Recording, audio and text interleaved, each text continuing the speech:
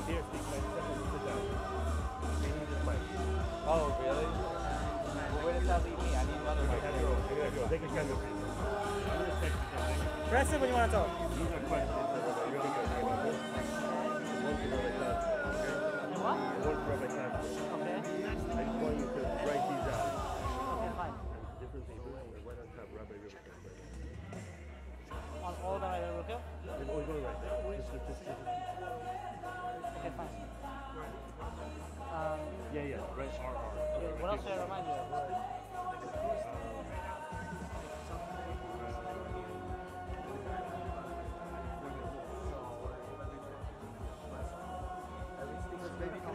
Yeah. Okay, that's good. That's fine. That's all we wanted to do. If you want, I'll still use it, but that's all. The audio. Okay, yeah. Keep it there. That's what I'm saying.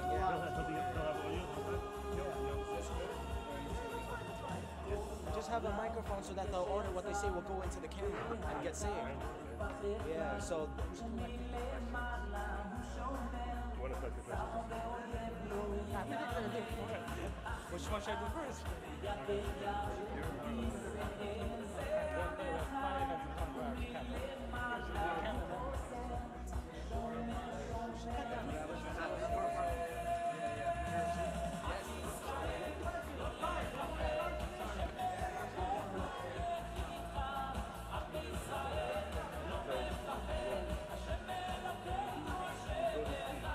Okay, ladies and gentlemen, we're about to start exactly on time in Baharian time. And first of all, let's give a big shout out to DJ Amnon. Now, we have the best panel, but we can't do anything without your questions. So anyone who has question cards, please. And you can keep making them during the actual event. People will be walking around and passing them up. It's going to be extremely not fun without the questions. I'm going to have to make up all the questions in that case. Here's some for now. Okay. Can I ask any question you want?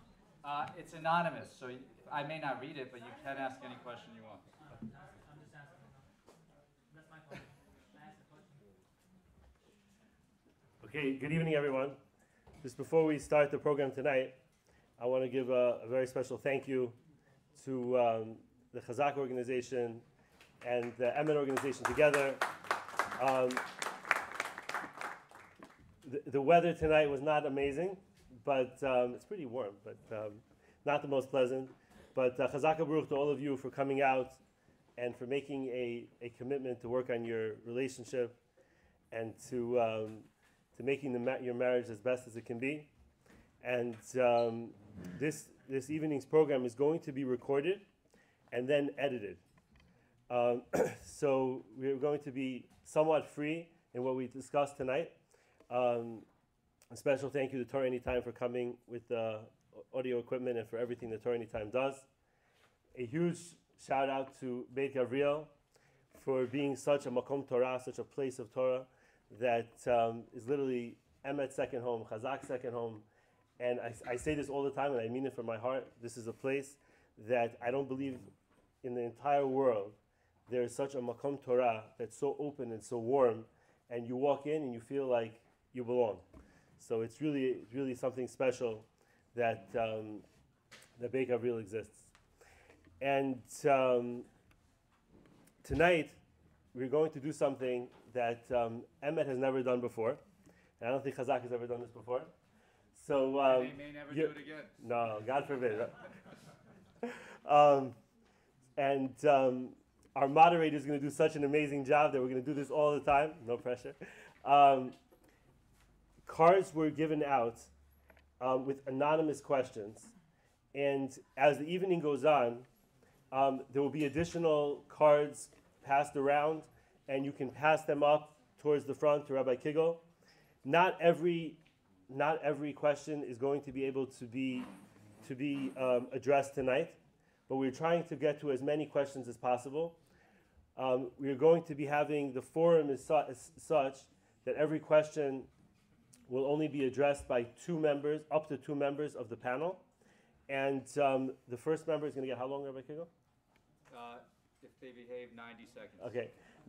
90 seconds to answer the question, and the follow-up will be something similar, and we're going to try to cover as many topics as possible tonight. I'm going to start. I'll just give my really quick intro. My name is Rabbi Ruttenberg, one of the founders of the Emet organization, and one of the topics that we really focus on at Emet is Shalom Bayit and relationships. And Emet has had the zechut to run 4 major couples retreats.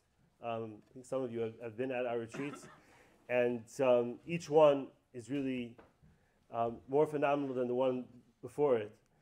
And these retreats focus on Shalom Bayit, they focus on parenting, and it's really encouraging to me to see so many people come to work on their relationships, to be the best spouses and the best parents that they can be. I think the true heroes of the Jewish people are those who work on themselves and who constantly strive to be the best that they can be. So Chazak Baruch to all of you. My background, in addition to being a rabbi, I also have a degree in clinical social work, and I have the opportunity to give a class to couples before their wedding. I've given it about 200 times, give or take, and it's really one of the things I look forward to the most at Emet. I'm doing one tomorrow morning, is giving this class and helping couples start their relationships in the best way possible.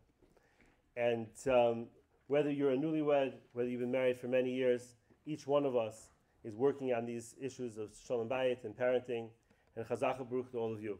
I'm now going to give it to the moderator, who's going to introduce the rest of our panel. Okay, thank you, Rabbi Ruttenberg, CEO of Emet. Okay, I'm gonna have I know a lot about all the panel participants, and they're all amazing, but I don't want to introduce all of them. I'm gonna have them introduce themselves, because I think it'll be more interesting to all of us. So let's start with Chazak's very own Rabbi Meirov.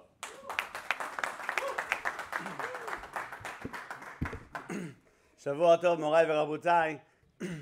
The truth is, it's a tremendous, tremendous honor to be standing here tonight with such a chashuva panel. I'll be honest with you, I'm not quite sure why I'm even needed for this. You have 3 experts in the field of Shalom Bayit and parenting, so I feel like I'm really like an added addition that's really not necessary. But then, I realized that maybe they wanted to have things fair and balanced. We have currently without me, you would have 2 Ashkenazim and 1 Sfaradi, and you would have the 2 Ashkenazim always defending the women. That's how it is. So they wanted to get another Sephardi guy to have it, a little equal out. But Bezrat Hashem, we really hope this is going to be a beautiful event to give people chizuk in an area like Rabbi Ruttenberg said that is needed chizuk at all times. Shalom Bayit in today's generation is unfortunately wishy-washy in many homes, and all you need is some good tips and advice to really take yourselves over the top, Bezrat Hashem. And I'll share with you a quick story before we hand it over to the next speaker that I heard a while back from Rav Moshe Sternbach. He's a Av Beit Din in Yerushalayim.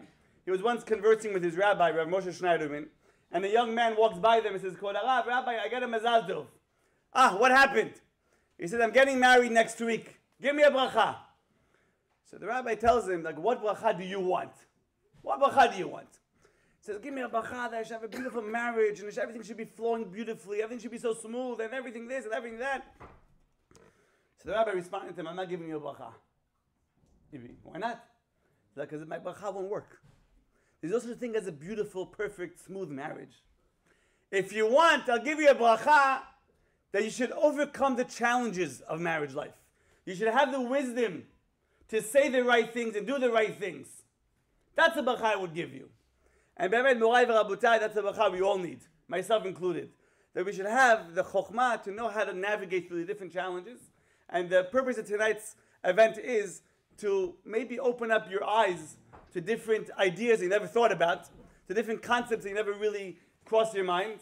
And Bezrat Hashem, every single one of us should get chizuk to improve Aleph and Shalom Bayit, and hopefully also give the proper chinuch for our children. So once again, it's a great honor for me to be here, and I really hope we will be able to inspire in one way or another, Bezrat Hashem. That was beautiful. Next, we have Rabbi lawyer, social worker, Katan teacher, probably a couple other things, Rabbi Ribikoff. Thank you very much. Shavua Tov to everyone. In terms of what to say to couples that are out there, in the secular world, they compare it to a tea kettle on the fire. You put the water into the pot, it starts to boil, it starts to give off a lot of noise, it's very excited, it's very good, but once you take it off the fire, put it on the counter, it starts to fizzle out, it starts to get cold. So in the secular world, that's what they compare marriage. It's all exciting in the beginning, it's all passion, it's all love, and then after a while it just starts to fizzle out. But I heard something even better. You want to make the tea, so you grab for the little tea bag. And the tea bag is really cute, comes in a little package, smells good, and then you open it up and you see there's some strings attached to the whole thing. And before you know it, you dunk yourself into hot water. And after a while, it doesn't make any more sense. But that's a secular view of what marriage is all about. And for us, within the Bukharian community and beyond, we have the rabbis that are here to teach us the correct way. What does the Torah want from us? What does Hashem want in His infinite wisdom when He decided that man and woman should get married to each other? If you ask anybody, it's set up for disaster. And we see that the world out there today, 50% plus divorce rate and so on and so forth. And within the community itself, it's taken its toll. But we have to understand that the Torah is timeless, the Torah has the answers, and the Torah has the guidance that we need. If I can quote Rabbi Kavatz from Eretz Yisrael, he says, En zug lo mutzlach, yesh zug lo mudrach. It's not the fact that you have couples that are not successful in their married life, it's because they're not educated enough to understand. He says and he claims, I can take any man or woman, teach them what they need to know about married life, and they'll be able to have a happy life together with each other. I truly believe that if you have the correct education, you have the right mentors, you have the right guidance in your life, you'll be able to succeed in your married life. And B'ezrat Hashem, we should be zocheh to have the wonderful marriages that we're supposed to have and we should have, and be the examples for our children in order to raise them in the right way. B'ezrat Hashem. All right. Thank you, Rabbi Ribikoff.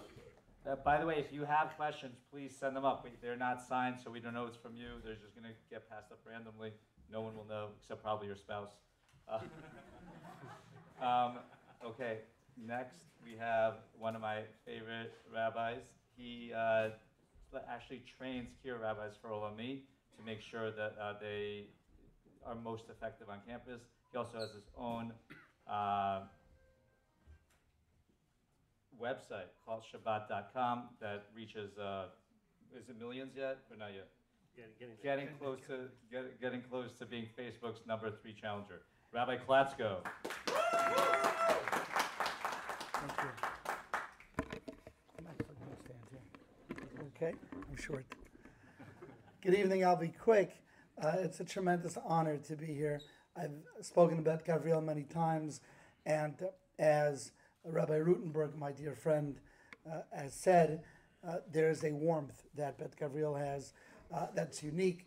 There's a warmth that Emet has brought to the community, and the partnership with Emet and the amazing organization Chazak together is just so beautiful to see, as is Torah Anytime. So there's a lot of power going on over here, a lot of influence. Let me be very honest about marriage, and it's tough to hear this, but it's so. You're going to hear a lot of advice tonight, and it's easy to give advice. It's hard when it hits home. You find that sometimes you'll have rabbis who speak about kids at risk, and they'll teach you how to make sure your kids don't go off the derech, but then they have themselves a kid or do off the derech. And they say, Rabbi, well, all the advice you give everyone, what about yourself? And the answer is, as Chazal tell us, in Chovish Matir Atzmim Beis Hasurim, it's very hard for a prisoner to get himself out of prison. So I can stand here and give you ideas, advice from Chazal, guidance, but sometimes when I'm faced with a challenge in my own marriage, I get stuck. How could I give you advice if in my own marriage I sometimes mess up in the very things that I'm telling you? And the answer is because it's easy to hear advice, but when it becomes very personal, and if you'd only know my husband, if you'd only know my wife, you'd see it doesn't really apply because we're different, we're special. He's unique in maybe not such a good way. So the best I can tell you is like this. marriage is something that you have to be always on guard, always vigilant. And the moment you're not vigilant is the moment your marriage begins to dissipate, Khalila. You always have to be on guard, not once a day, but many, many times each day. And understanding that it's tough and understanding that whatever you hear tonight will be helpful and you're going to store it in the back of your mind. But when the time comes and your husband or your wife didn't speak to you nicely or did something that you weren't pleased with, it could be the advice that you hear now is not going to be the first thing that comes to your mind because you're deep in it. So I'm hoping that besides all the advice that we hear, just the idea that you have to be vigilant and you have to be on guard, at least that you should take away from this session. And then if you're on guard, then maybe the little advice that we're able to give you will come and will rescue you or give you hadracha when it's needed. Thank you very much.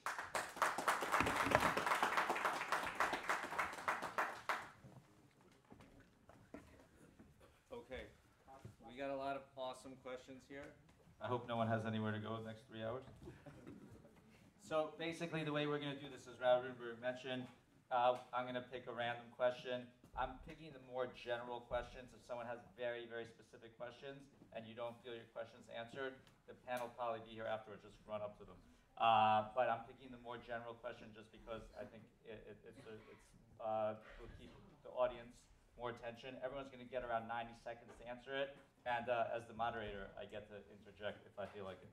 So that's the fun part of this job. That's why I drove in from New Jersey. Before we start, I just want to thank HaKadosh Baruch Hu. Most of you know I was in the hospital for about a week, 2 weeks ago, and with a skin infection that got out of hand. And I know a lot of you guys and girls were davening for me, and I really, really appreciate it. I felt the prayers, and I know it really aided my recovery. So I just want to thank everyone from the bottom of my heart. And let's start. We're going to start hopefully with a light question. And remember, there's going to be Shalom Bayit questions and some parenting questions as well. Okay, we're going to skip that one. It's not very light. Well, actually, there are no light questions. Okay. Okay, here's the first question. And I think let's start with, may as well just start with Rabbi Ribikoff on this one. I feel that I'm more religious than my spouse. What can I do to get them on board? Whether that's keeping Shabbat, covering their hair, dressing more modestly, whatever it is, just generally. This happens a lot of times. They feel they're more religious than my spouse. What can I do to get them on board? Rabbi Ribikoff. That was the light question. That's the right question. I guess religion is always a tough, a sticky subject between the couples. A lot of times the question is, when you first were going out, when you decided to get married to this individual, what level were they holding by? Did you know that they were on a different level than you to begin with, or you're both on the same level and things start to change after you got married? So that always plays an important part in terms of, you married me, this is who I was, this is who I am, and why don't you accept me? It was fine then, why is it a problem now? When things do change over time, it's never easy because the other person has to be willing to accept upon themselves religion, whether it's keeping Shabbat, or for a woman to dress more tzanua, or to cover her hair, or for the husband to get up early to go to davening or to learn. So it's always a challenge. But the main thing is to remember, you can never force religion on another individual. It has to be done with patience and with time. If you have the proper guidance, if you push them, motivate them, encourage them to want to grow, or to give them at least an opportunity to have a support group, or to go to classes, or to shiurim, or to shul, where they have other people that can influence them as well. Because sometimes you can say the same thing over and over and over again, and it doesn't hit home. But then when somebody else says something, all of a sudden, oh, this person told me something, and I've been telling this all the time. How come you don't get it? So sometimes it doesn't have to come from you. It has to come from somebody else, from a third party, in order for them to understand it. But the main thing to remember is, don't force it. Don't be upset. Accept them for who they are. And just like even for yourself, the religion aspect of it doesn't happen overnight. It took time. It was a process in terms of when you got to that point. So give them an opportunity as well, and work with them. Be patient with them. Try to learn with them, or give them the right opportunities that they should have, the support group or other people to try to help them and to help them grow as well. Perfect. That was very good. Rabbi Platzker. This is actually not a debate, but you can rebut if you want. So obviously, I agree with what the Rabbi Ruttenberg said. Certainly, forcing somebody to take on the chumrah that you have chosen probably won't resonate with your spouse. I want to tell you a little story. I just got a call from a lady, and she had gotten into Breslov Torah, which means she was very besimcha and dancing and Hashem, Elah, she's all dancing, and she just loved that. On the car. What? On the car. Yeah, that's right. And she felt that her husband, who's very halakha, just he goes to daven, he does what he needs to do, but is missing the simcha. He's missing the joy, and she makes him crazy with, "You're missing the joy. You miss," and it's tearing them apart. She says, "How can I make him feel the joy? I want him to feel the same joy." And I said, "How do you know he's not feeling that joy? Who says that the way you have chosen to be Oved Hashem is the only way?" Meaning like this. Obviously, if there are certain things that one side, the husband or wife, tries to grow in, and whether it's Shabbat or Kashrut, you want your spouse to grow as well. But we all grow in different things. For this man, halakha was his way of serving Hashem. And it wasn't the dancing and the singing. And even worse, the way that she would say it to him, he felt judged. And when you judge somebody, and I'll tell you this for women especially, when you judge men don't like it. Because men have egos that sometimes go too far. But it's true. And we don't, right, a little out of hand. Men don't like to feel judged and scrutinized. And you have to be with a lot of chachma to get people to grow. And you have to value that maybe what you're working on now is beautiful and it's working for you. But maybe your man is growing in something different. Maybe he's giving more tzedakah.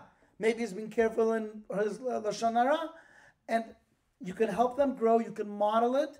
But just be aware, number one, don't come off as judgmental, because that's the surest way to make sure that they're not going to follow the path that you are choosing. And number two, understand that if you married somebody who is a half-decent person, they're growing in their way, and you have to value how they're growing, not just the way that you feel you need to grow. Thank you. All right, thank you. Now, I promise I'm not going to interject on every question, but I'm just going to interject here because this was the first question ever posed to me. I was married for almost a year, and my wife and I had a friend that was married for like even less than that, and she said that she wanted her husband to learn Torah, and he wasn't learning, and she didn't know what to do. So she asked my wife and I, and just because I wanted like my wife to respect me and stuff, so I was like, Hashem, please help me come up with a good answer. So I looked at her, and I said, have you tried davening to Hashem for it? And she's like, oh no, I never thought about that. So I was like, well, let's try it, because how can Hashem say no? You want your husband to be more religious, or you want your wife to be more observant, do some more mitzvot, that's good. How can Hashem say no to that? So, she davened, and boy, did he start to learn. Okay. Next. Okay, let's, a lot of these questions are very similar, which is good. So even if we don't answer your exact question, I'm sure you can figure it out. Okay, here's a good question. Husband is working and making a decent average salary. Wife is working full-time as well. They have 3 kids. They are in daycare with a nanny. Wife comes home exhausted and wants to stop working. Husband wants her to continue to work to assist the family. Can a husband obligate his wife to continue to work? Now, wow, see, we took the gloves off right away. Rabbi Ruttenberg.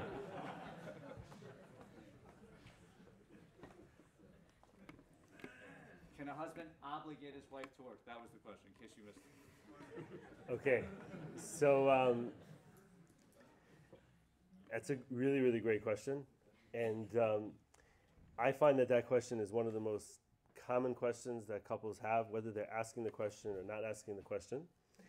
And I think this question is particularly an important question because very often we grew up in homes where, let's say, our mothers did not work. And we have a certain picture in our mind of what a mother should be doing. And although we're all intelligent, and sometimes this can actually happen to the most intelligent people, can do the stupidest things, right? And I actually had a conversation with a neighbor of mine going back a few years ago who was upset about, the husband was upset that his wife was not having dinner ready as she used to. And then I asked a few questions, and basically the wife had just started working full time. Before she had working just a little bit, she was working full time, and she was getting home like around 6 o'clock, 6:30. And the husband was getting home, that's about 7 o'clock, and he was expecting basically the same supper to be ready as if she wasn't working. And this is an intelligent person, but somehow it didn't compute in his mind that she's in a different situation now than she was before. It was such a given, like, you turn on the sink and water comes out. So, wife, cook supper. This is done. Laundry's done. This is done. That's done. And the reality is, when you have two people working in a home, it changes things. It's not so simple. And quite frankly, it could be that in many situations, it's better not to have two people working full time. Now, we could get into a whole discussion of the cost of living here in New York, but it's extremely high, and all the different expenses, and whether it's housing expenses, or whether it's the tuition expense, or whether we're talking about the wedding expense, and I'm not talking about for the couple that's getting married. There's a tremendous amount of expenses and a tremendous amount of stress on families. And my answer to this, although I could talk about this at length, but my answer in short is there's one thing which has to do with the obligation from the ketubah of a husband and wife to each other. But there's another thing which has to do with common sense. We say there's 4 sections of the Shulchan Aruch, and the 5th one is common sense, using your chachma, using your dat. And very often, arguments and fights and disagreements break out in areas that don't need to break out. But if we would just be more understanding and realize that the dynamic here is different from where you grew up, and therefore it has to be treated differently, so many problems could be averted. And I'll just end with saying that often I find the arguments get so quickly out of hand when it's so not necessary, where a husband might say, "You're not doing this," to his wife, and it'll come across as an attack, and she might respond with, "Why do you think I have to be doing this?" And it can quickly escalate to something which is very, very problematic. And if they'll both look at the situation from the side of, we're both in this together, we're both trying to build a family together, the situation could be de-escalated very quickly. Rabbi Meira, can a husband obligate his wife to work? I'm going to preface this answer with really a basic introduction, which I really missed before, that I don't think every answer we give tonight is applicable to everyone's individual case. We're just giving general answers, and obviously certain cases you may have to sit down with your Rav to really get the final psak. But when it comes to working, I remember I had a Rebbe in Yeshiva, Rabbi Mordechai Finkelman Shlita.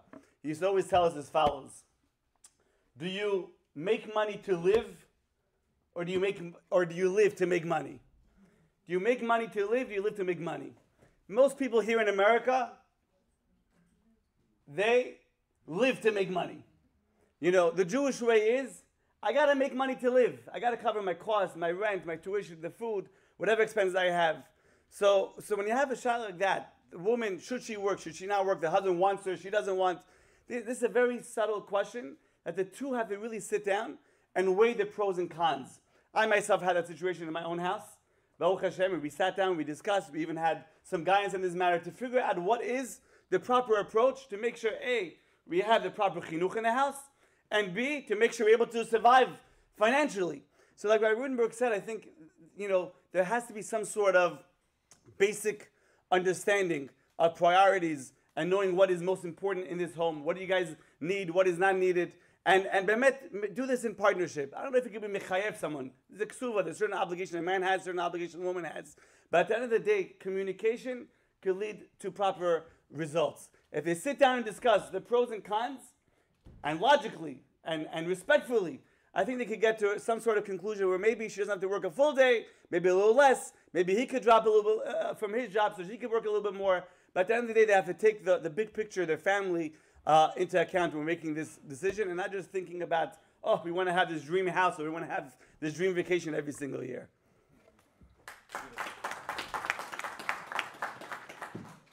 I'm promising not to interject in every question, but here, I'm not going to really answer, but I always, this question gets asked to me a lot, and I always say the same thing, okay, and just a thought. Have you ever seen a rich guy whose wife works? That's the thought. Okay, next question. And I know who this question is perfect for, because he's going to tell us how his wife did it. After a long day of taking care of the kids, how do I manage to still keep a smile on my face when my husband comes home from work? Father of 11 children, Rabbi Klatsko. How did your wife do it? So how does my wife smile when she sees me? I travel a lot, so she doesn't see me most nights I'm not home. I'm on the road. That's the secret, right? The real truth is my wife knows that it's important that when we see each other, we're not kvetching and complaining, oh, I'm so tired. I see couples who do that all the time, that their conversations are all about how tired they are. You know what I'm talking about? And what's hurting you, and it's just so unhealthy. So if my wife knows I'll be home that night, I'm back from the road, she always makes sure to take a nap during the day. If you take a nap during the day, right, there's usually sometime the kids are asleep or they're in school. You take a nap, you're a little bit refreshed. Now, I don't know if my wife's going to watch this. Maybe she will. Some nights she's just exhausted, and you know what? I get it. We have 11 kids, thank God, though some are now married. But my wife runs a very big ship and big Shabbats and a lot going on. So I don't expect my wife to be grinning, smiling every time she sees me. I don't expect that. However, there's a difference between not smiling with that kind of open smile and acting like a grouch. So you don't act like a grouch because you don't want your interaction with your spouse to be a negative one, because negative interactions build up on other negative interactions and they create bad memories. You want each interaction to be a positive one. But if somebody is tired, so my wife sees I'm tired all day long, would you like a coffee? Would you like a coffee? And I always say yes, because that's the halacha. So I always say yes to coffee. And when I see her, I say, would you like a tea? Would you like to lie down? And we're always looking out for each other. So it doesn't have to be smiles all the time, but there always has to be compassion.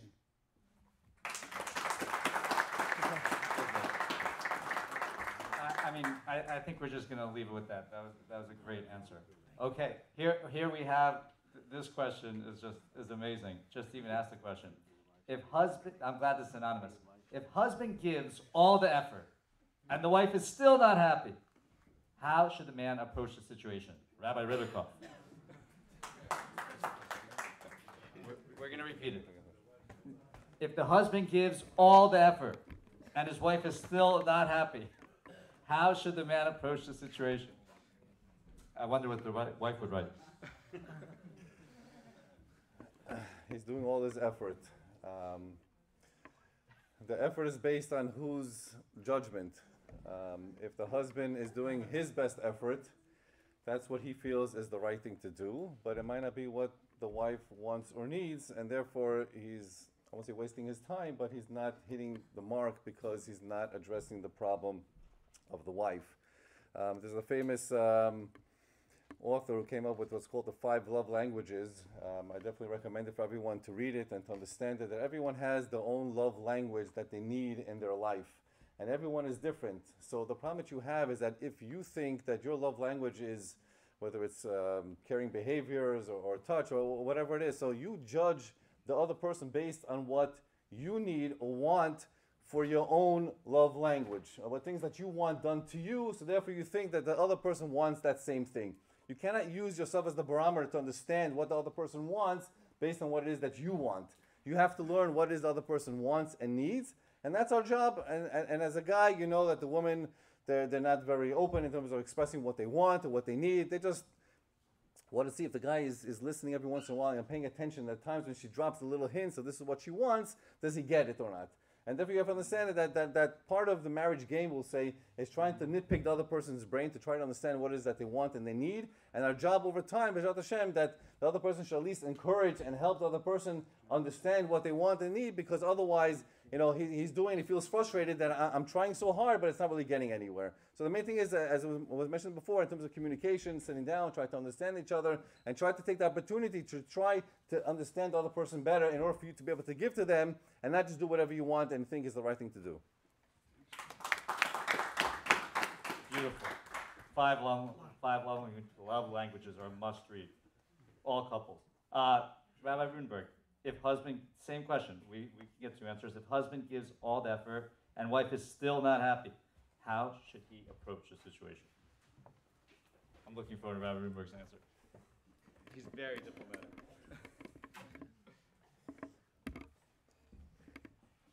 So to piggyback on what Rabbi Ruttenberg just said, very often we put the effort in what we think is effort, but it's not what the other person needs. And we have a tendency, like Rabbi Ruttenberg mentioned with the 5 love language, we have a tendency of expecting others to be exactly like us, even though logically we know that that's not the case. And when we talk about effort in marriage, so much of the effort is in the thought, in the care, in the facial expressions. You know, we say 80% of communication is nonverbal, which means that you could be making a lot of effort, but somehow your body language is coming across like you don't really want to be there. And sometimes it's subconscious. That's where we have to get to the therapist, you know, it's in the deep subconscious. But our body language comes across in ways very often different than what we actually think that we're doing. And I think it's important to keep that in mind. I'll share a very quick story that I share with couples that just touches on the idea of effort. And this was a couple that my wife and I had the opportunity to learn with before their wedding. And this goes back like probably close to a decade ago. And the wife, the fiance, the kala, getting married in about 3 weeks. And she says to my wife, she says, you know, my husband, my fiance hasn't said I love you to me yet. Is that a problem? And she's like, I know that he loves me, but he hasn't said those words. So I was learning with the Khatan, and the next week I asked him, I said, and he's a very bright guy. He was working in Wall Street and a very nice person. And I said to him, I said, you know, just curious, have you bought your wife flowers, your fiance flowers? And he says, no, should I? So I was getting the feeling that something is a little bit off. And then I said, what about write her a card? And he's like, no. So I challenged him and I said, listen, it's Thursday night for this Shabbat, buy her flowers, write a little card, it doesn't make a difference what it says, and give it to her before Shabbat. And I said, I'm going to follow up with you Moti Shabbat to see that you did it. I call him Moti Shabbat and he says to me, he goes, Rabbi, you're not going to believe what happened. We went to the florist to finalize the arrangement for the wedding, and the florist gave her flowers. I didn't have to do it. I'm like, God, we got a problem here. Houston, we have a problem, right? So I dug a little bit deeper, and I asked him, I said, has she ever written you a card? And he said to me, a card?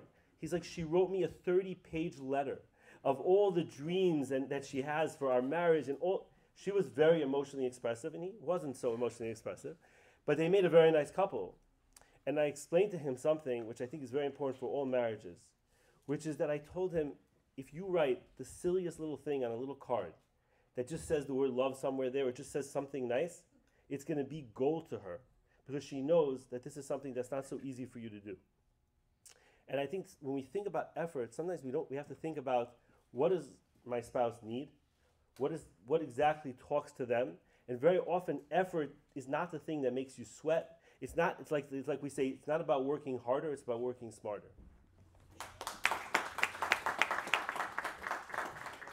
Awesome. So I'm going to give a shameless plug. We have an excellent, this is for the guys, but ladies, you will benefit. We have an excellent program every Wednesday night for Emet.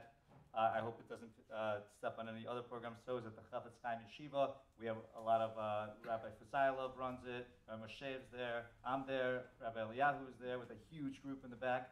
And we start off, for the married guys in the program, a Shalom Bayit class, and taught by me. And we feed them. Once you feed the husband, they're already happy. And I give them different Shalom Bayit pointers. And 1 week we had an assignment. The assignment was to write a card to your wife saying all the things you appreciate about her. Now, once everyone agreed to do it, the wives were first of all shocked, and one husband said his wife was in tears. So I told him, you better write this more often. So anyone who wants to join us 8:15 to 8:45 every Wednesday at the Chafetz Chaim Yeshiva for the husband's class, and then we have learning from 8:45 to 9:45. Okay, next question. We're going to do a parenting question. Make it a little sort of easier one here. I don't want to put anyone on the spot too much. How do we teach our children to respect Shabbat? How do we make the Shabbat table enjoyable? And how can we make the children sit there and listen during Kiddush and not throw things at each other? Rabbi Ilan. How do we teach our children respect Shabbat and make the Shabbat table enjoyable? When it comes to respecting not just Shabbat, respecting parents, these things don't just happen overnight. I always tell people when a father needs to demand respect from the kids, that means he is unfortunately lowering himself, right, to get something that they think he probably doesn't deserve. When the mother's demanding, you know what I do for you? And she starts screaming, you better do this now, clean up, do that. It's lowering herself in order to get respect that the kids don't want to give her. So Elamai, what's the proper approach? To get the proper respect for the parents, the dugma, the father should be praising the mother to the children. You know what your mother does? She wakes up in the morning and she does this and she cooks and she does that and she does this. Now the father is giving over compliments about the mother. And as well, the mother comes over to the kids about their father. You know how great your father is, how hard he works, what he does to make sure you have the food on the table and the toys and this and that. What happens is they're gaining respect for the other parent through the other parent. And it's coming in a very subtle fashion, in a very beautiful fashion. Now, when it comes to mitzvot, Shabbat, Kiddush, and the other matters that he was discussing, you have to realize if the father is sitting at the Shabbat table, all grumpy, where's this, where's that, why is this not ready, come on, let's go, let's get things moving, then the kids see Shabbat as an annoying part of the week, where the father's always complaining, the mother's always rushing, she's always frustrated. But if the parents come into Shabbat, and they have this huge smile, they feel all positive, and they're making it out to be an exciting thing. Okay, everyone, let's go. We're going to start singing Shalom Aleichem. And you're going to have candies next to you. Like I don't spoil my kids too much. I have Twinkies. Whoever sings the best gets Twinkies. Some people hand out sour sticks and that.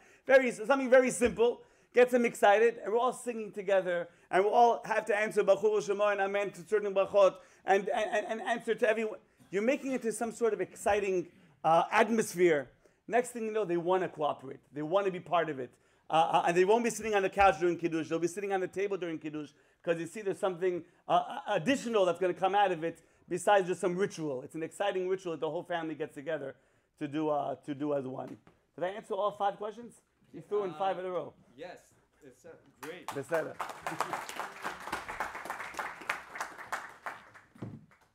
Okay. How about Rabbi Klasko? He has a lively Shabbat table. Describe your Shabbat, usual Shabbat first for a bit. How do we teach our children to respect Shabbat, and how do we make the Shabbat table more enjoyable? Okay. So I guess people know here that we do a big Shabbat each week, and we cut it down. We used to have 100 people plus each week. We've actually cut it down, according to Reuven Feinstein, who told us to lower it. So we're down to about 70 a week. So we're small now. Don't try it on. Next week will be bigger. But I want to tell you something that is so beautiful to understand. It's a Torah idea and it'll help you make Shabbat beautiful for your family.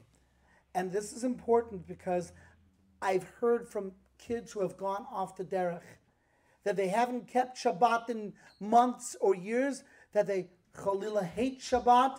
They hated growing up with Shabbat. And how does one do it? So we have inside of us a child and an adult. It's a child and an adult. And the adult enjoys certain things, and the child enjoys certain things. Adults enjoy building things. Adults enjoy working towards a cause. Adults also enjoy honor. That's what adults enjoy. What do kids enjoy? Kids enjoy instant gratification and instant pleasure. That's not bad. That's what children do. Now, you can't let a child only enjoy instant things, because then he'll eat candy and cake all day and never eat vegetables. So you don't just allow a kid to have instant gratification. But we have inside of us a child, and the child needs to be spoken to, and we can connect the child's enjoyment to all mitzvot, including Shabbat. Let me give you an example. At our Shabbat table, so I'm going to take lunch right before lunch. Every Shabbat before lunch, we have a gala kiddush in my house. And we serve tequila, not for the kids. And we've got different kinds of cheesecake. And we've got all sorts of other cake. And we've got herring for those who are more Hasidish. We have lots and lots of meats, delicious wines. And someone will say, but that's not Shabbat. That's not spiritual. It's not ruchniyut. That's just gashmiyut. But you know what? The child inside of us will connect gashmiyut with ruchniyut. You know where we know this from? It says, "V'samachta b'chagecha." You should be happy with your chag. And Chazal tell us, "Ein simcha el babasar v'yayin." How would you become happy? Eating meat and drinking wine. Really? That's ruchniyut? The answer is yeah.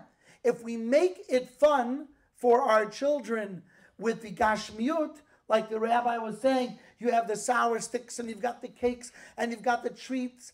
So then they'll connect that in their minds to ruchniyut, like Pavlov's dog. Like, oh, nash, Shabbos cereal, Shabbos nash, Shabbos treats, Shabbos, Shabbat. It's beautiful. It's wonderful. I want to say one more thing and I'll finish with that. That's just in general how to make Shabbat wonderful for your children. Don't ignore the treats. Don't ignore the gashmiyut. The second thing I'll tell you is we have a custom in our home. Because we have so many people, I want to make sure my kids don't lose out. And I actually saw this by Rabbi Orlowik. Noach Orlowik did this. And we've been doing this and it's so wonderful, which is at the end of every Shabbat meal, I'll stay a few minutes with the guests, and then I'll say to my guests, goodbye. You remember that, right? I say goodbye to all my guests. And all the guests, they were just at my house for Shabbat. All the guests, they stay down and they schmooze and we put out nash. And I take all the kids up to my bedroom every Friday night, and they all sit on my bed, and we tell stories, and we sing songs, and they make little plays, and they jump up and down, and hours, until I fall asleep in the middle. And it's special time with the parents on Shabbat. So, and I saw Rabbi Orlowik do this. At the end of the meal, he goes to the living room. Instead of taking out a chumash or a sefer, he sits on the couch, and the kids run around and do flips and tricks, and they feel like, Shabbat is when I get my parents' attention. My parents are so busy all week. So treats during the actual meal, of course, the excitement as well. Very much agree. It's got to be exciting, and treats, and you have to enjoy it, and you can't fall asleep in the middle of the meal, and you always have to put in 110% of your heart into the Shabbat. Sometimes I see people doing kiddush. Not beseder. Take it. I don't care if you can sing or not. Let your voice out. Let people feel, let your kindlach feel that the angels have come. Dance with them in the room during Shalom Aleichem. Like we do that, we dance. Shalom Aleichem, we dance in front of the room. Let it be exciting like it was said. But also at the end of the meal, take some time for your children. If you have younger children, don't be quick to go to sleep. Don't be quick to pick up a newspaper. Don't be quick. Just spend time with your kids, and they're going to connect that also. Beautiful. Having guests, I don't know about 70, 80 of them, but having guests is a great way to get everyone to pay attention. So if you have an opportunity to have some people over, definitely do it. Okay, next question is, my spouse seems to spend more time with this technology, as my phone is ringing. My spouse seems to spend more time with this technology than with me. What can I do about it? Rabbi Ruttenberg.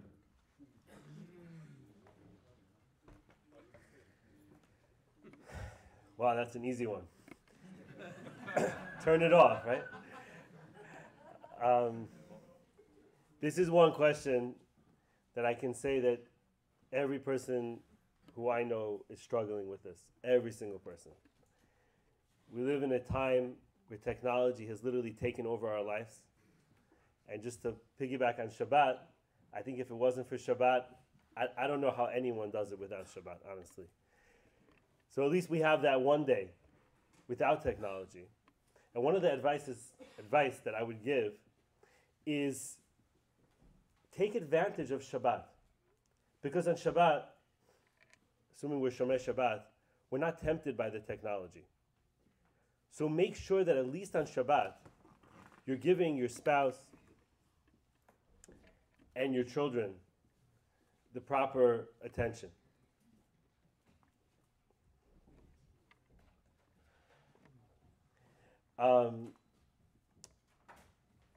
And this comes with planning.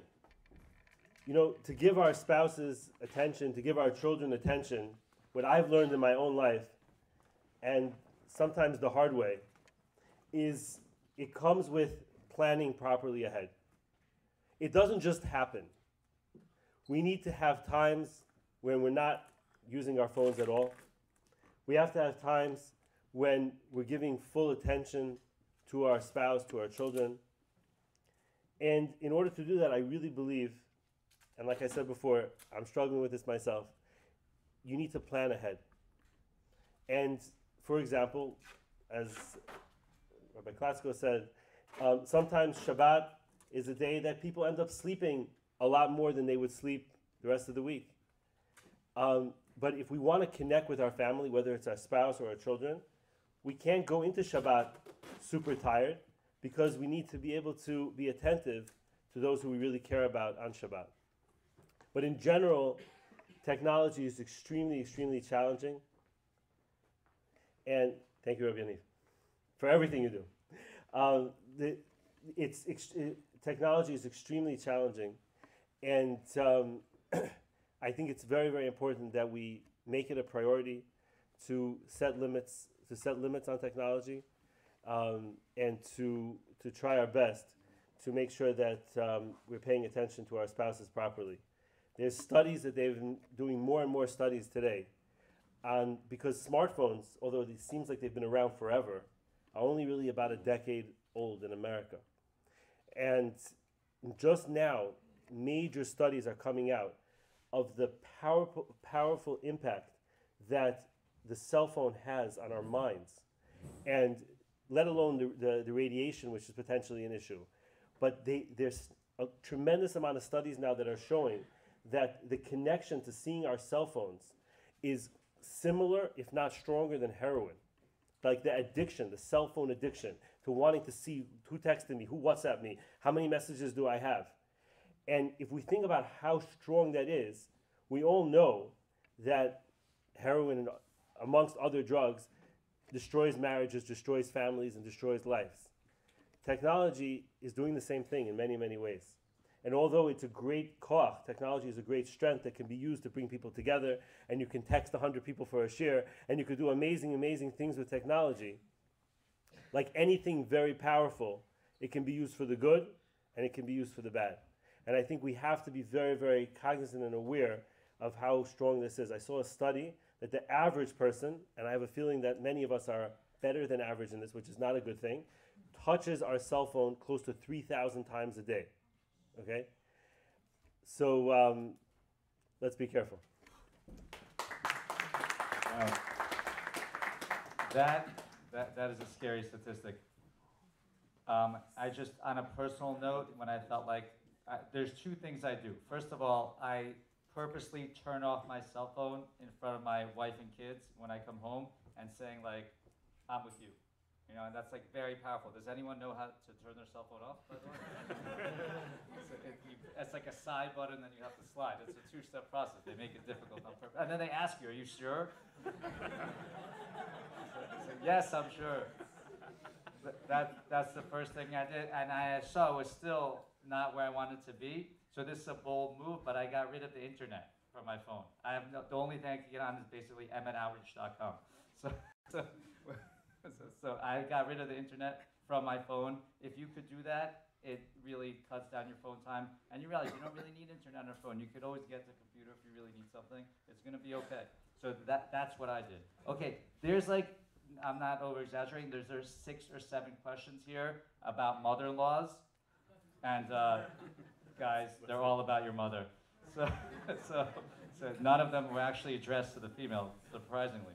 So I don't want to put any particular rabbi on the spot. So I think we're going to try to make all of them answer this question. So I'm going to combine the answers. Now, whatever. If you're like American Ashkenazi, you may not even like be like, what kind of my mother? Like, she loves my wife. What are you talking? So, but we're going to have them answer too, just to be fair. So I'm going to try to combine the questions together, but basically it stems from 2 or 3 things. One is my husband is still very attached to his mother, and 2, my mother-in-law says things to me that I don't appreciate, and my husband does not defend me. Okay? So if any, now, girls, if you can subtly get your mother-in-law to watch Torah anytime, say, hey, I went to this great event, you may want to watch it. So it may or may not work. Okay, so you got those 2 questions. We're just going to go, we're going to start with Rabbi Meir and go all the way down. So 1, my husband is still very attached to his mother, which is not necessarily a bad thing. You know, there's the mitzvah, kibbut avim. But, and the second question is, my mother-in-law says things to me that are inappropriate. My husband does not defend me. Rabbi Kegel, be honest. My wife sent you that question? No names? No names. Anyways. It was not, it was a lot of questions. Let me see the handwriting of it. So the first question was that my husband's too close to his mother? Yes. Too attached to the Too attached to his mother. You know, they say that not all mama boys are created equally. I'll explain to you what that means. I've said this for quite some time. There's many reasons why a mother's attached to her son. And you really have to try to analyze and see what the cause is in your relationship. Sometimes you can have a mother that her husband was never there for her, chas v'shalom. And she was basically raising the kids on her own, and she was doing things on her own. And there came along that one son that became her husband, quote unquote. When it came to taking care of things at home, he was there. Changing the light bulbs and moving this around and moving that around, doing the shopping. So what happens is that she kind of connected to him as her go-to guy. And l'tzarenu harav, when that son gets married, she forgets to let go of him. So that's one cause. Another cause could be maybe because that the son himself was very unstable as a youngster. He needed that emotional support, that love from his mother. He was always coming to her, and he was always maybe not succeeding in certain areas in life. So she always gave him that warmth and that hug, and that connection continues beyond marriage as well. In certain cases, maybe the mother really is a very tough cookie, and she's very demanding and very controlling. Could be all the above. So the first thing you have to really do is see what the source is. You know, that connection could be a legitimate connection. That connection could be something that is real, and you have to do b'chokhmah, if not to talk to him and see what the real reason is, and not just look to insult him and say, I don't know why you married me. Well, you might as well go live with her. You know, leave me alone. You have to be extra sensitive because you never know what the cause is. So that's number one. You gotta dissect and see what the underlying reason is and try to maneuver your way around it properly and professionally. The second part was what again? My mother-in-law says inappropriate things to me, and my husband does not defend me. I think the night is over. No 10 o'clock. See, man. So I think you should just take it down. Take it down. If something goes wrong at home, just tear it down. Just take.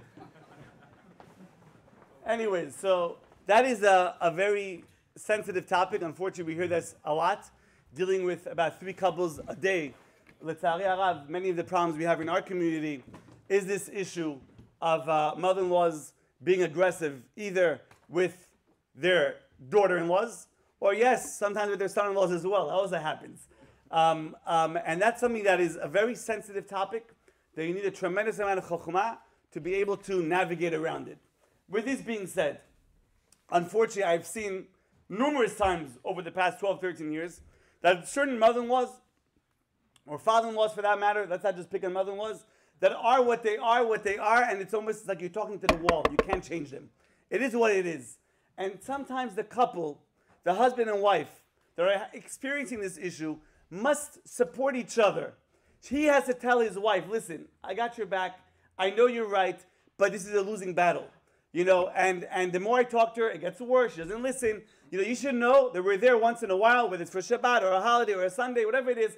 We'll just swallow it up, just for Shalom Bayit purposes. But you should know she's 100% wrong.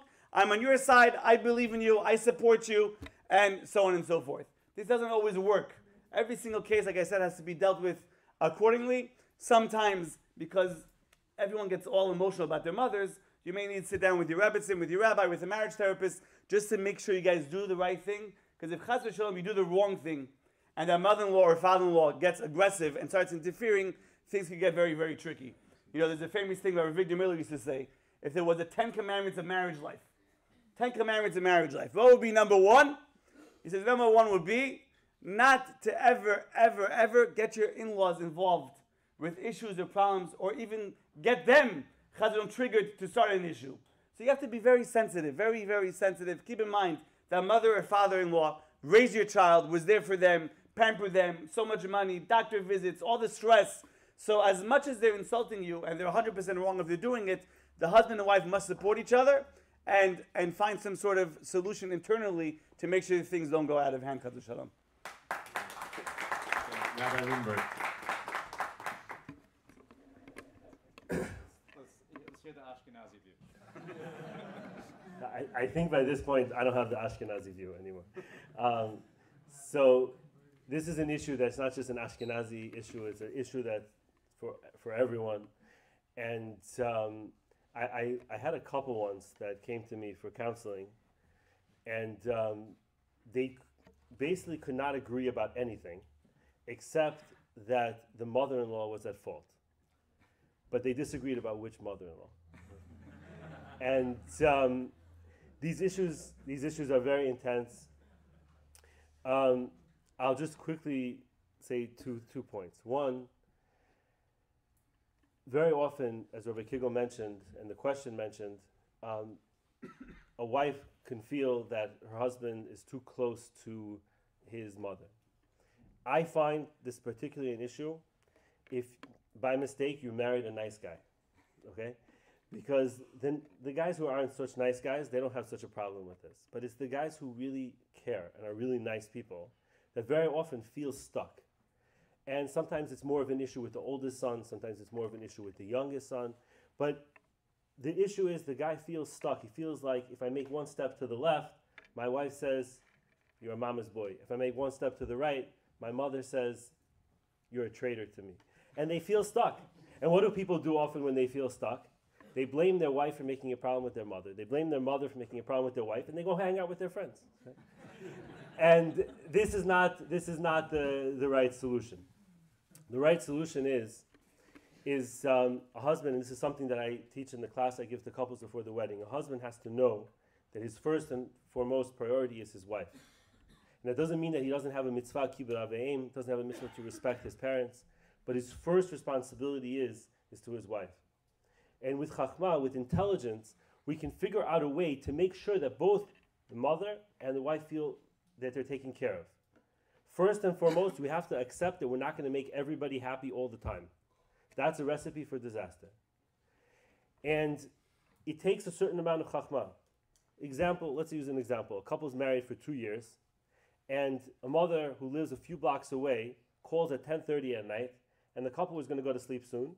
And the mother says, "Oh, my boy," whatever she calls him, some sweet name for him. And she says, "Sasha, come on, please. The light in the hallway broke. You're the only one. You're so tall. You're the only one who can fix this light. You don't want your mother to fall, right?" And she mentions on the side, and also, I haven't seen you in a few days, you know. And what is he supposed to do? So the worst possible thing he can do is say, "I love to come, but my wife wouldn't let me go." That's the worst thing he can do. The smart thing to do is to, unless she's literally in a sakana, in a danger, is he should say, "Listen, I'm very tired. It's hard for me to come tonight, but I'll come tomorrow right after work, or I'll come tomorrow before I go to work." And the idea is that he has to go tomorrow. If he doesn't go tomorrow, then he's in big trouble. But if he goes tomorrow, chances are everything is going to be okay.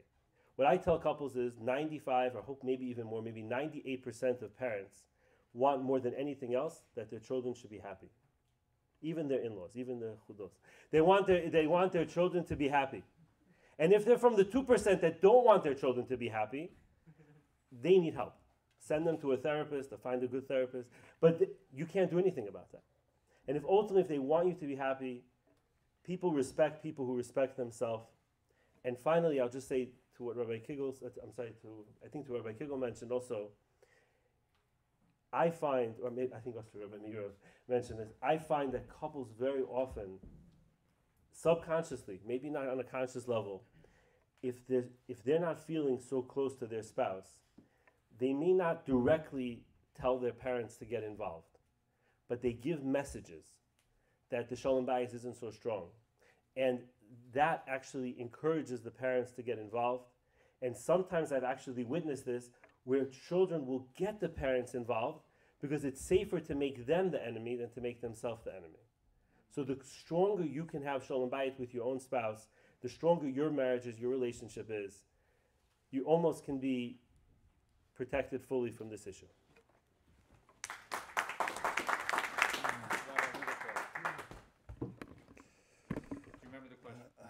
Sort of. The Kelin and the Ochamo. The classic case. And when I teach the Khatan classes, I definitely bring it up. So I'll give you in brief what I tell the guys before they get married, what to expect in the married life. And that you should understand, even the Gemara says that the mother-in-law hates the daughter-in-law. Not for everyone. But there is a tug of war that's going on over there between the mother-in-law and the wife. The mother raised up the child, pregnant, giving birth, sleepless nights. He is what he is today because of the mother. She fed him, she clothed him, she took care of him, and all of a sudden this little girl comes around, wraps him around his little finger, and wishes him off and takes care of him. And she knows how to take care of my sonny bunny. I know how to make his eggs. I know how to fold up his laundry. I know how to take care of his bed. No, I know I'm going to take care of him. She doesn't know anything. I need to teach her. And unfortunately, they grew up in that society, in that mentality where their mother-in-law took care of them and the little broom, and she taught her how to take care of it. But it doesn't really work today in America. So I tell the guys, the hardest question you'll have to deal with in life is having to choose between your mother and your wife. It's Thursday afternoon, your mommy calls, "Hi Jonam, how are you? How's everything? How's it going? It's been a long time since you've been to our house for Shabbat. What do you say you guys come over for Shabbat? We'll have a nice dinner together or get together. You know, the family, we miss you." And the guy, of course, wants to get away, wants to go visit his mommy. But he's a nice guy. He tells his mother, "Listen, wait, I really want to come, but let me double check with my wife. Let me get back to you. We'll call you back later." "No worry, call me. I'll wait for you. Make sure it's a yes. Bye-bye." He comes home all excited. "Jonam, listen, you don't have to cook tonight for Shabbat. Listen, we're going to our parents' house. Don't worry about it. Everything's taken care of. Let's go. She invited us over. Everything's fine." His wife's like, "I really wanted to stay home. I'm tired. I'm exhausted. I spent a nice time together with you, a nice candlelit dinner, just the two of us alone. I don't want to go to your parents' house." What do you do? What's the answer? So, if you think about it, we just read last week in Parshat Yitro, Kabed et avicha ve'et imecha, the 10 Commandments, number 5. It's way up there. You have to honor the parents. You would think that what? The Torah says you got to go to your parents' house. And even in Shulchan Aruch it says that the wife has to honor, respect her husband's parents, because by respecting them, she respects them and she has to respect them too. So you would think that what? The Torah says you have to go, the Shulchan Aruch says you have to go. But what's the right answer? The answer is you go. You stay home. You spend time with your wife. So I asked the guys, how is that possible? Where does it say in the Torah that Shalom Bayit trumps and beats out on number 5 of the 10 Commandments? How do you know this? Where does it say? So one guy says, but because it says in the beginning of the Bereshit, a person has to get married, has to leave his parents' house, has to cling to his wife, become one. That's very nice. But I'll give you a different answer if you want. I asked the guys, when does your connection with your fiancé, with your wife begin? Does it start underneath the chuppah when you put the little ring on the finger? Does it start by the engagement when you give her the engagement ring? Does it start on the first date? Or does it even begin when you make that first phone call to go out with her? And every guy will say something else, the chuppah, the first date, the phone call, okay. I said, you're wrong. There's another answer that I didn't tell you. You know, the Zohar tells us that before you and your wife get married, you are one neshama up in the sky. You are one soul. And when the time came for you to become born, and time came for her to be born, Hashem cuts this neshama up in half, and half goes to her, and half goes to you. You come to this world, blah, blah, blah, blah, and then you come to get married together with each other in this world. The connection that you have with your wife is even older and stronger than is with your parents. How can that be? Because the Torah tells us there are 3 partners in the creation of a child. There's the mother, there's the father, and the Kadosh Baruch Hu. And the parents give you your physical body, and Hashem gives you the neshama. Your parents bring you into this world. If you ask the guy a question, when does Kibud Av V'Em begin? When does it start? When you're born. They bring you into this world. They took care of you. The rabbis explain Kibud Av V'Em comes from the idea of Hakarat HaTov, showing goodness and respect and honor and for all the good that they've done for you. They raised you, took care of you, they housed you, they clothed you, they gave you everything you ever wanted. And the goodness of my heart, the least I can do for them is to honor and respect them. And the Bukharians have a saying, one father can take care of 10 children, 10 children cannot take care of one father. Because what a parent does for a child, the children will never be able to pay it back because you give it from your own heart because they're a part of you. So therefore your wife comes first. Your obligation is to her. And your first priority, as I mentioned before as well, has to be number 1 on the list is your spouse. Number 2 is maybe the children, and everybody else comes afterwards. But you have to understand that it's time to grow up and to understand what the Torah expects from you. That you have to cling to your wife and leave the parents alone. Don't worry about it. They'll live, they'll survive. Getting to question number 2.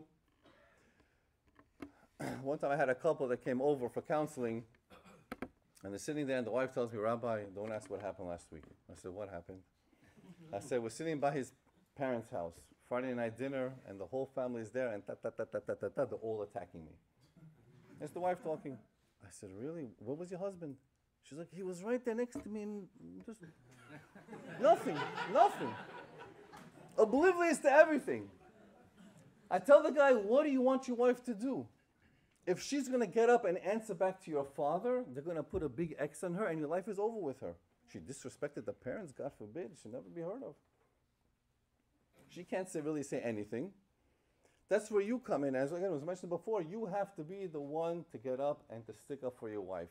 If ishto kegufo, if you don't feel that your wife is an extension of you, she is a part of you, she is your other half, then you have a problem.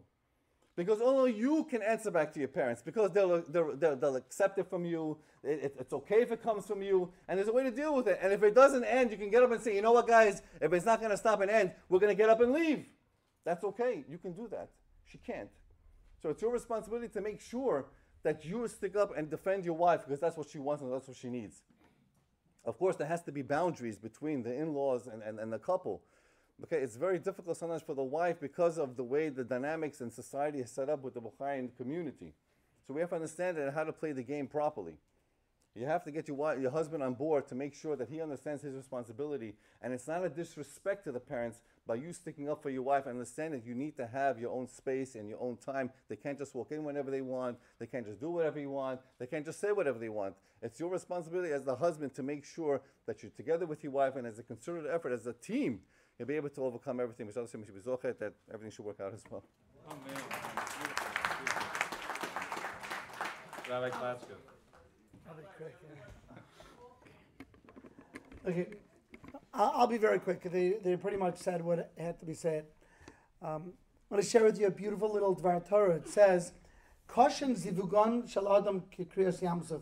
It is as hard for God, it is hard for Hashem to make a zivug like splitting the sea. So I always used to think that's a strange comparison, because when you make a zivug, when you make a match, you're putting two things together, and when you do kriyat yamsuf, you're splitting two things apart. So usually the mashal and the nimshal, they work together.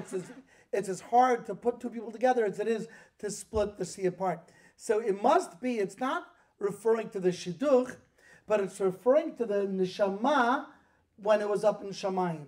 It was as hard to split up that one neshama and split them and make them have two different lives with two different tafkidim that did not understand where they're supposed to be heading. It's as hard as it is to split the sea. It's as hard to split one neshama.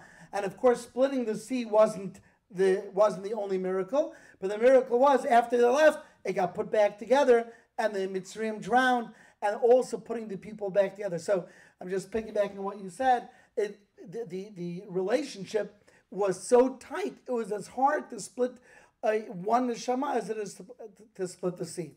I don't have a lot to say about this because, first of all, I love my mother-in-law, in case you're watching. I do. I mean it. I mean it. Okay. I will say two quick things. Essentially, to the mother-in-laws of the world, we've already spoken for the sons. If you are a mother-in-law, back up, please. This is why you want your mother-in-laws watching this. Your job that Hashem gave you was to raise the child to chuppah. The job now changed. It's a different job. It's not the same job. And if we are doing what's supposed to make Hashem happy, what's making Hashem happy now is to take a few steps back and let the couple experience life and mistakes on their own. And yeah, you know better, but that's not your job. And I got a very good chinuch, both from my in-laws and my parents, that as soon as the kids get married, and I mentioned I have a son getting married, Bezrat Hashem, next week, and of course it's hard, and he grew up and we're very close to him. The moment they get married and even really engaged, my wife and I take 10 steps back, and we give them all the space that they need. And we never, Khalila, say, well, you've got to live in my neighborhood, you got to live around the block, you're too far away. If they want to live in Australia, I give them brachot. This is them. We enjoyed having our freedom, and if we didn't, we did not enjoy not having our freedom, and we give. So this is for the mother-in-laws out there. Give your kids the space to grow as individuals, human beings. And for the children, please be aware that there is such a thing called an unhealthy relationship and an unhealthy person. You can have a healthy person that has an unhealthy relationship, and you can have a person who the person themselves is unhealthy. And we know, as we've grown up and we understand that our parents are not perfect.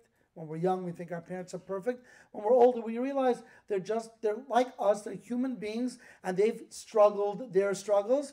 And some people, even parents, are unhealthy people. They're not healthy. And what we need to do is we need to move away. We need to make sure that unhealthiness does not smother what must become a healthy relationship between you and your spouse. So don't be upset if a therapist or a Rav says, your parents, they did a great job with you, but they're not healthy people. You need to step away. You need to move away. It's the best thing you could do. The Gemara gives that eitzah as well in Masechet Kiddushin, There are times that you just have to move away and not be there and have the unhealthiness poison what needs to be a healthy relationship.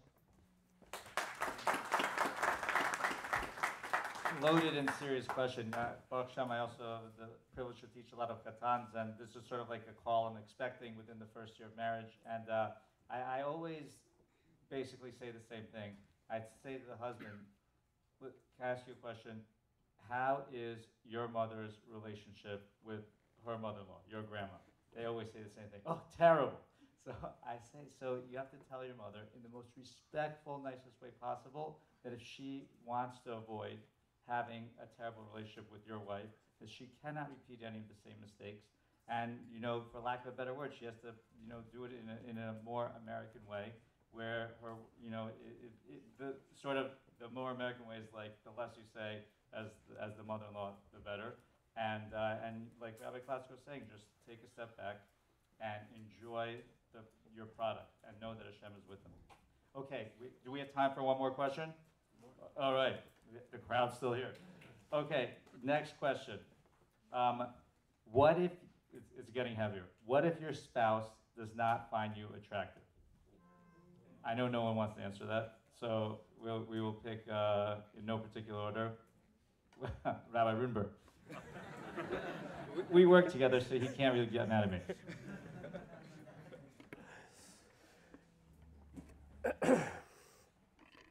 What is attraction?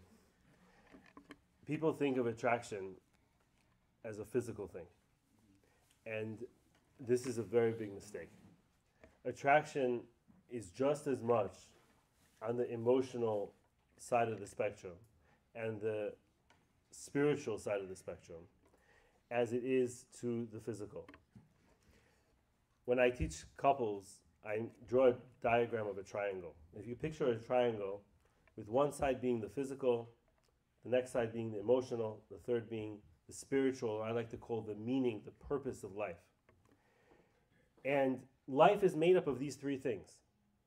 Intellectual, I guess, is somehow connected as well, but these three things make up life.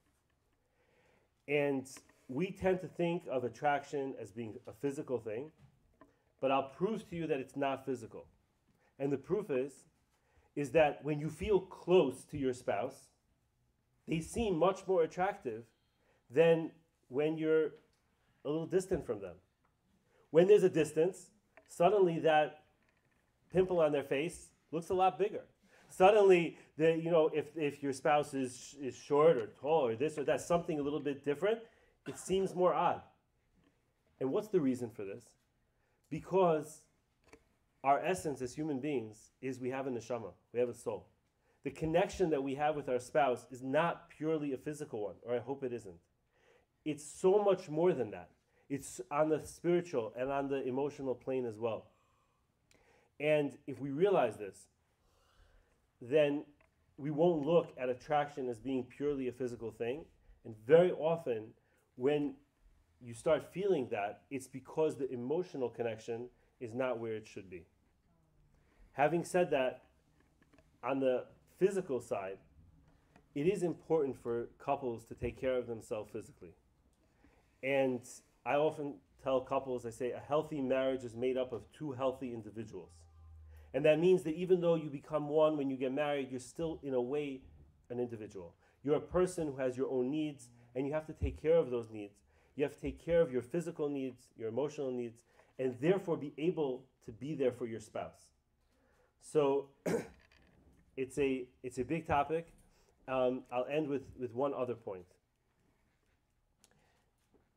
When a person says that they're not finding their spouse attractive, sometimes it can come from a deeper emotional, psychological issues where they're actually having issues with themselves. And this is like some deep psychology here, and I would recommend that you talk to your local therapist or find a good therapist to discuss this. But there's something called projection that happens, and where basically if a person doesn't feel good about themselves, they'll project that on their spouse. And sometimes what happens is a person doesn't feel attractive themselves, and therefore they'll start saying, I don't find my spouse attractive. So it can get a little complicated, but Chazak Approved. Okay. Rabbi Meiro, I'm sure you deal with this question sometimes. Maybe I'll quickly share a story. I was once visiting someone in the hospital, and by the waiting area, they had 2 stacks of magazines piled up one on top of each other. And it happened to be that I came across and I noticed it, and I saw on the first magazine on top, it showed a picture of a certain Hollywood couple, you know, smiling.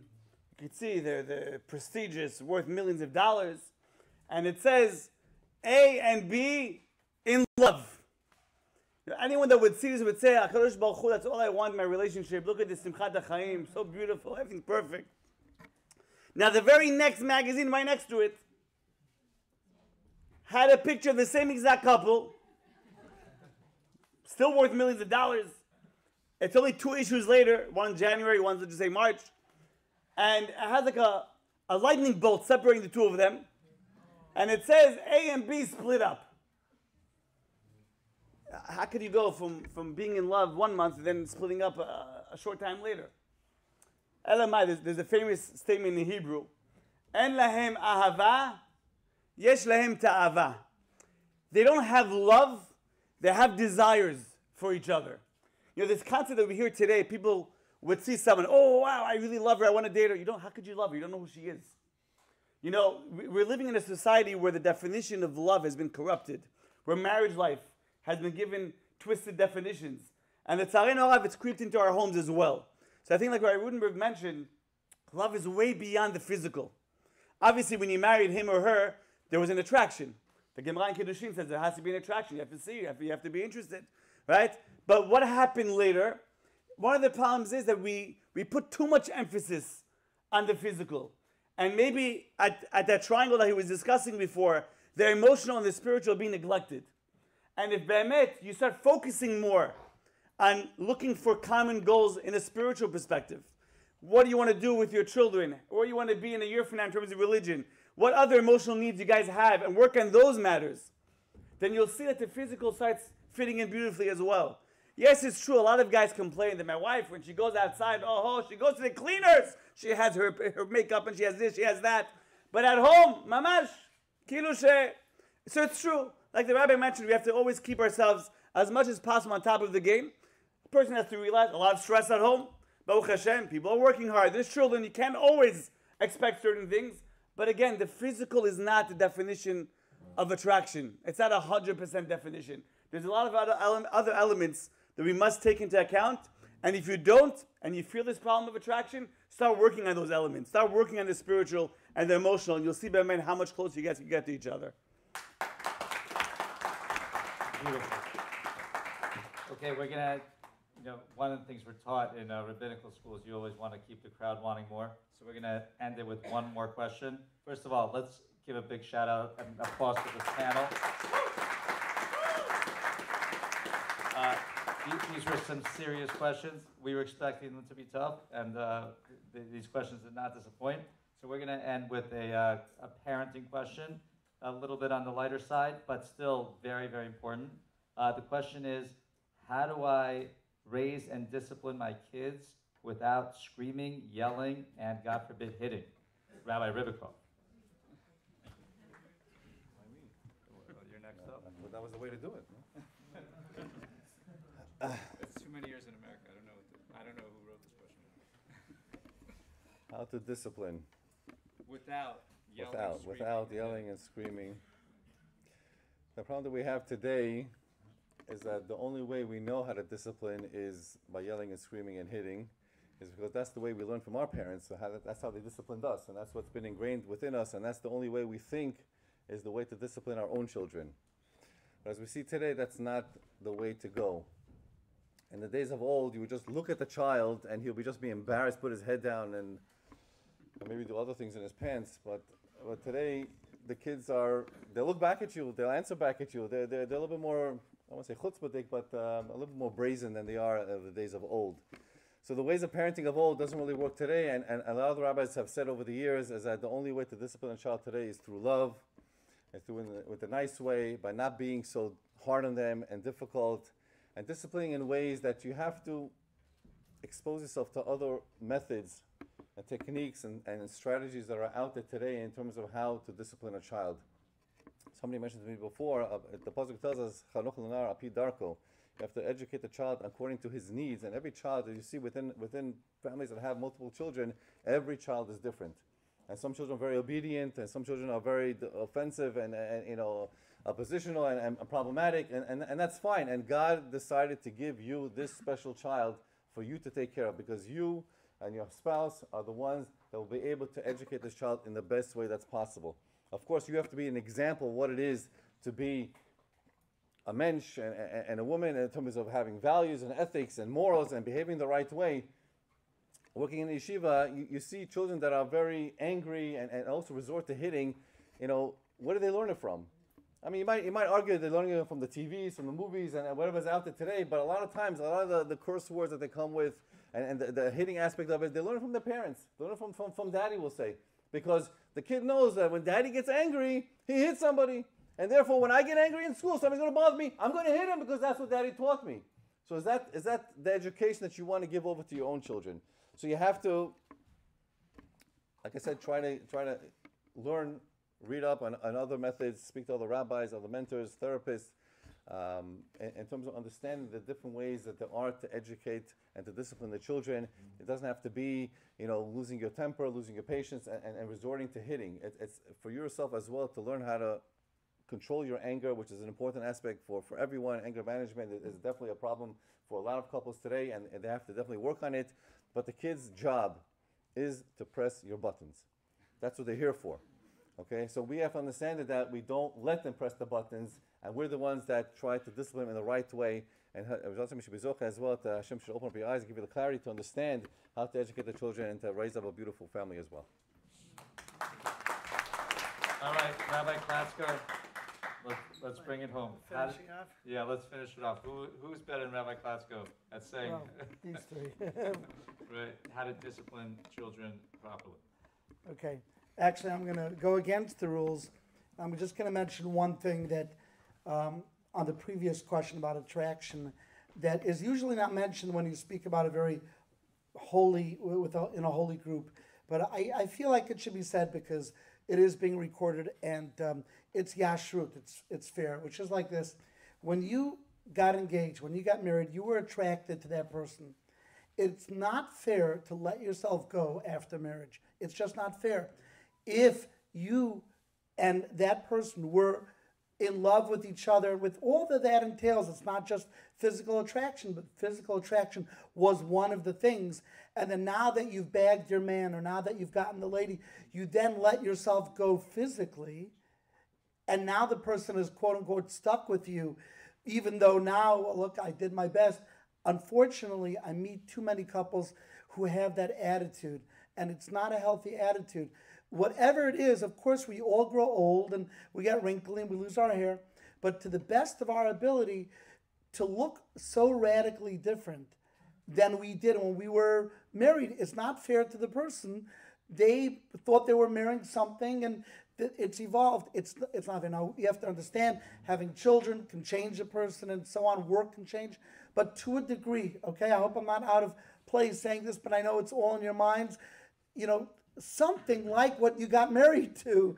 It shouldn't be unrecognizable 2 years later. Right? Nachon? Something, don't let yourselves go. Plus, when you let yourself go, usually it's less healthy, not more healthy. Very, very rarely does a person become more healthy. When you let yourself go, it means you're either putting on weight or you're beginning to not shower like you, or whatever it is. I don't want to say, but you have an achrayut. It's pashut bein adam lachavero, that the person, it's our chiyuv to look a little something like we did for an extended period of time. It shouldn't just, okay, now I'm married, now I don't care anymore. It's not nice. As far as raising children, since I just used up half my time with that, I will tell you that the Chazak organization sponsored a shiur that I gave a few years ago called The 10 Commandments of Raising Extraordinary Children. I believe that Torah Anytime said it is one of the most watched shiurim on Torah Anytime. I want to recommend, if you're raising children, instead of me giving over the shiur now, you should watch a shiur, The 10 Commandments of Raising Extraordinary Children, and especially the first about 20 minutes, we speak about a concept called the showdown. At the end of the day, while in principle we can believe in a strong discipline at time, the reality is that if we love our children and can show them love, then a lot of the discipline goes out the window. And what happens is, and this is a problem, especially with men, not so much with women, but men, we forget that we can physically show love to our kids by hugging and kissing, not just when they're babies, but when they're 7 and 8 and 9 and 10. And there comes a time, you should know, that your kids feel like they're teenagers and then they pull back. Right? They don't want to be hugged. Don't let them get away with that. Keep on hugging them. And they say, stop, I don't want to. No, I'm the Abba, I'm the Ima, I need to hug you. You may feel like it's whatever, like you're too grown up. You're never too grown up for my hugs and kisses. And if you show them that love, they'll break down, they'll feel that connection, and B'ezrat Hashem, you're not going to have to resort to any kind of violence. Thank you.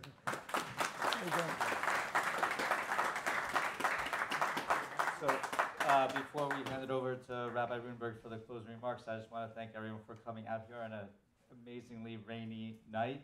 And this was really great. I learned a lot. I took down some notes. And I really appreciated what the panel had to say, our esteemed rabbis. I just want to leave you with a quick thought. You know, what is good Shalom Bayit?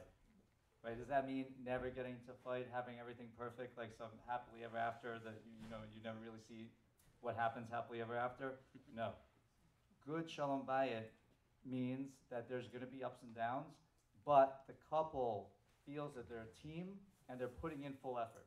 And I want to say, any one of you that came out a night like tonight to listen to these rabbis talk about Shalom Bayit, that's putting in a full effort. I know for sure Hashem's going to bless you with amazing Shalom Bayit. B'ezrat